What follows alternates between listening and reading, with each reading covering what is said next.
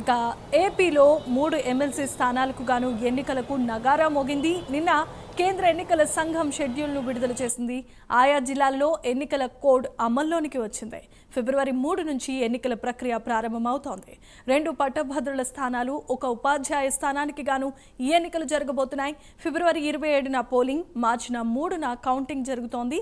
ఉభయ గోదావరి, గుంటూరు పట్టభద్రుల స్థానాలకు, శ్రీకాకుళం, విజయనగరం, విశాఖపట్నం ఉపాధ్యాయ స్థానానికి ఎన్నికలు నిర్వహించబోతున్నారు. గ్రాడ్యుయేట్ నియోజకవర్గాలకు ఎన్డీఏ కూటమి అభ్యర్థులను ప్రకటించింది.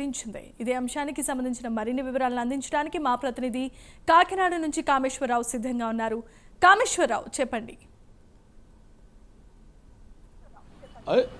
జనిమా, చూసుకుంటే కనుక ఏపీలో ఎమ్మెల్సీ ఎన్నికలు నగారా మోగిందని చెప్పొచ్చు. రాష్ట్రంలో ఎమ్మెల్సీ ఎన్నికల నగారా అయితే మాత్రం మొన్న బుధవారం అనౌన్స్ చేశారు. ఏపీలో 2 పట్టభద్రులు, 1 ఉపాధ్యాయ ఎమ్మెల్సీ ఎన్నికలకు బుధవారం అయితే షెడ్యూల్ విడుదల చేశారు. దీనికి సంబంధించి తూర్పుగోదావరి, పశ్చిమ గోదావరి, కృష్ణా, గుంటూరు జిల్లాల్లో పట్టభద్రు ఎమ్మెల్సీ స్థానాలకైతే మాత్రం, దీంతో పాటు కూడా శ్రీకాకుళం, విజయనగరం, విశాఖపట్నం ఉపాధ్యాయ ఎన్నికల స్థానాలకైతే మాత్రం ఎన్నికలైతే జరగనున్నాయని చెప్పొచ్చు. ఇందులో ఉభయ గోదావరి జిల్లా పట్టభద్రు ఎమ్మెల్సీ ఎన్నికలు అయితే జరగనున్నాయి. దీనికి సంబంధించి ఫిబ్రవరి 3న నోటిఫికేషన్ అయితే మాత్రం జారీ చేయనున్నట్టే తెలుస్తుంది. దీనికి సంబంధించి ఫిబ్రవరి 10 వరకు అభ్యర్థుల నుంచి అయితే నామినేషన్లు అయితే స్వీకరిస్తారు. ఫిబ్రవరి 11 అయితే నామినేషన్లు అయితే పరిశీలన జరగనుంది. ఈ నేపథ్యంలో ఫిబ్రవరి 13 నామినేషన్లు ఉపసంహరణ ఏదైతే ఉందో, ఉపసంహరణ ఏదైనా విత్డ్రాలు ఏమైనా ఉంటే 13వ తారీఖున ఫిబ్రవరి 13 అయితే జరుగుతుంది. రాష్ట్రంలో ఖాళీగా ఉన్న 2 పట్టభద్రులు ఎమ్మెల్సీలు, 2 పట్టభద్రులు మరి ఎమ్మెల్సీలకు అయితే మాత్రం ఎన్నికలైతే జరుగుతున్నాయి. దీంతో పాటు కూడా 1 ఉపాధ్యాయ స్థానానికి కూడా ఎన్నికలైతే జరగనున్నట్టయితే కేంద్ర ఎన్నికల సంఘం అయితే ప్రకటనలో తెలిపింది. ఈ నేపథ్యంలో మన నిన్న బుధవారం ఏదైతే ఉందో కేంద్ర ఎన్నికల సంఘం పూర్తి స్థాయిగా ఎమ్మెల్సీ ఎన్నికలు ఏదైతే ఉందో 2 పట్టభద్రులు, 1 ఉపాధ్యాయ ఎన్నికలకు గ్రీన్ సిగ్నల్ అయితే ఇచ్చింది. ఈ నేపథ్యంలో ఇప్పటికే కూడా మొత్తం ఉభయ గోదావరి జిల్లాలో నామినేషన్ ఏదైతే ఉందో ఎమ్మెల్సీ ఎన్నికల అడావుడైతే మొదలైందని చెప్పొచ్చు. దీనికి సంబంధించి మార్చి 3వ తారీఖు కౌంటింగ్ ఫలితాలు కూడా వెల్లడించే అవకాశం ఉన్నట్టు తెలుస్తుంది. ఉభయ గోదావరి పట్టభద్రుల నియోజకవర్గాలు అయితే గుంటూరు పట్టభద్రుల నియోజకవర్గాలు, అదేవిధంగా శ్రీకాకుళం, విజయనగరం, విశాఖపట్నం ఉపాధ్యాయ నియోజకవర్గాలకి ఎన్నికలు అయితే నిర్వహించినట్టు తెలుస్తుంది. ఎన్నికలు నిర్వహించనున్న ప్రాంతాల్లో తక్షణమే ఎన్నికల కోడ్ ఏదైతే ఉందో, ఎన్నికల నియమావళి కోడ్ అయితే అమల్లోకి వచ్చిందని చెప్పొచ్చు. నిన్నటి నుంచి కూడా ఇప్పటికీ కూడా మొత్తం ఏదైతే ఉందో గవర్నమెంట్ సంబంధించిన ఎటువంటి ఎన్నికల కోడ్ అమల్లో ఉన్నందున ఎటువంటి కార్యకలాపాలు చేయకూడదని కోడ్ నియమావళి ప్రకారం అనుసరిస్తున్న అధికారులు అయితే అనుసరిస్తున్నారని చెప్పొచ్చు. దీనికి సంబంధించి ఇప్పటికే గ్రాడ్యుయేషన్ నియోజకవర్గాల అభ్యర్థులు ప్రకటించిన ఎన్డీఏ కూటమి, అదేవిధంగా ఉమ్మడి గోదావరి జిల్లాల పట్టభద్రుల నియోజకవర్గానికి ఎన్నికల అధికారులు ఏలూరు జిల్లా కలెక్టర్, అదేవిధంగా కాకినాడ జిల్లా కలెక్టర్, అదే తూర్పుగోదావరి జిల్లా కలెక్టర్లు కూడా ఏర్పాట్లన్నీ కూడా సిద్ధం చేశారని చెప్పొచ్చు. ఇప్పటికే మొత్తం కూడా రాష్ట్ర వ్యాప్తంగా ఏదైతే ఉందో ఎమ్మెల్సీ ఎన్నికలకు సంబంధించిన నోటిఫికేషన్లు అన్నీ రిలీజ్ అయ్యాయి. దీనికి సంబంధించి నిన్న కేంద్ర ప్రభుత్వం, కేంద్ర ఎన్నికల సంఘం రిలీజ్ చేసిన ఎన్నికల నోటిఫికేషన్ సంబంధించిన ఇప్పటికే మొత్తం ఏదైతే ఉందో ఏపీలో ఆంధ్రప్రదేశ్ సంబంధించిన కూటమి అభ్యర్థులు బలపరిచారు. దీనికి సంబంధించి తూర్పు పశ్చిమ గోదావరి జిల్లాలో ఉమ్మడి కూటమి అభ్యర్థిగా పేరాబత్తుల అయితే మాత్రం పేరాబత్తులను అయితే మాత్రం మొత్తం కూడా అందరూ కూడా సపోర్ట్ చేసి ఆయన అయితే నిలబెట్టడం జరిగింది. దీనికి సంబంధించి అయితే మాత్రం ఇప్పటికే సన్నాహాలు కూడా ఆయన కూడా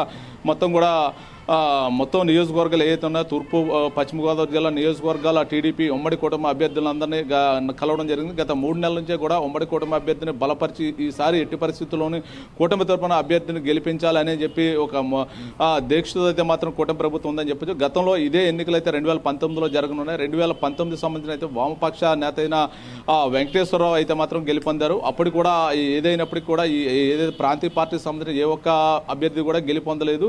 మొత్తం కూడా రివర్స్ అయింది. మొత్తం పట్టభద్రులందరూ కూడా అధికార పార్టీకి ఓట్లేస్తారని చెప్పి ఒక ఆలోచనతో ఉన్నారు. ఈలోగా వీరంతా కూడా ఒక ఉపాధ్యాయుని అయితే మాత్రం ఎమ్మెల్సీగా వామపక్షాల్లో సపోర్ట్ చేసిన ఉపాధ్యాయుని వెంకటేశ్వరరావుని అయితే మాత్రం ఎన్నుకోవడం జరిగింది. ఈసారి అలా జరగకూడదు. ఎట్టి పరిస్థితుల్లో కూటమి అభ్యర్థి ఎవరైతే పేరాబత్తుల ఆయన మాత్రం ఆయన గెలిపించి తీరాలి అని చెప్పేసి మొత్తం కూడా మోకమ్మడిగా ఉమ్మడి పశ్చిమ గోదావరి జిల్లా సంబంధించిన మొత్తం కూడా సమాయత్తం చేశారు. ఇప్పటికే గత 3 నెలల నుంచి కూడా కూటమి ప్రభుత్వం మొత్తం కూడా ఈ ఉభయ గోదావరి సంబంధించిన కూటమి అభ్యర్థిని గెలుపు కోసం మీరంతా కష్టపడాలని చెప్పేసి మొత్తం నియోజకవర్గాల వారీగా మొత్తం ఎవరైతే ఉన్నారో మొత్తం కూటమి సంబంధించిన నాయకులందరినీ కూడా ఆదేశాలు అయితే కేంద్ర పార్టీ ఆఫీస్ నుంచి అయితే మాత్రం జారీ చేశారు. ఈ నేపథ్యంలో మొత్తం కేంద్ర కార్యాలయం వచ్చిన ఆదేశాలు మొత్తం కూడా ఇటు కూటమి ప్రభుత్వం ఏదైతే ఉందో టీడీపీ, జనసేన, బీజేపీ అభ్యర్థులు మొత్తం కూడా స్థానిక నియోజకవర్గాల వారీగా పేరాబత్తుల ఈయనైతే మాత్రం పరిచయం చేసి మొత్తం కూడా నియోజకవర్గాల ప్రతి ఒక్కరు కూడా పేరాబత్తుల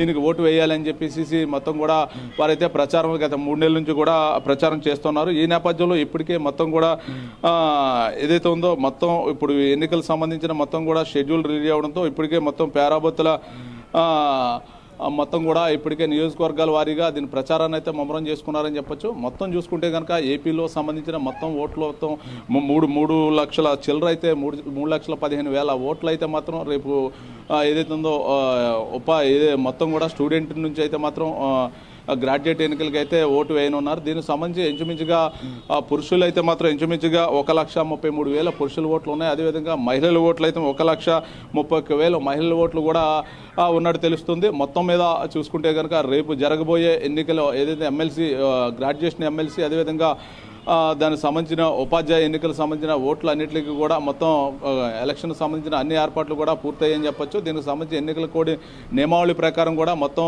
ఎన్నికలు అయితే జరగనున్నట్టయితే మొత్తం తెలుస్తోంది. మొత్తం దీనికి సంబంధించి మొత్తం కూడా రేపు ఫిబ్రవరి 3వ తారీఖున నామినేషన్ల ప్రక్రియ అయితే కొనసాగనుంది. దీనికి సంబంధించి కూటమి బలపరిచిన అభ్యర్థితో పాటు మిగతా